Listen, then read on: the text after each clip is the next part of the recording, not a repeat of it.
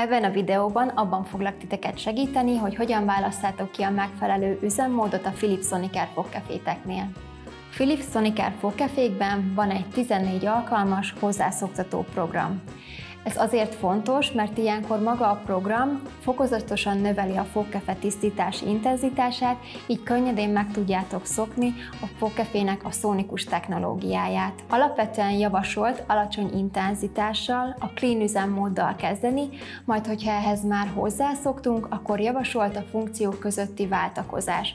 Ezt első körben lehet manuálisan váltakoztatni a clean, white, gum health és Deep Clean funkciók között.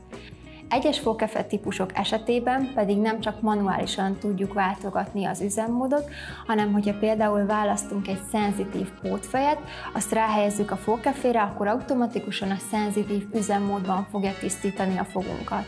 Használjátok egészséggel a Philips Sonicare fogkeféket!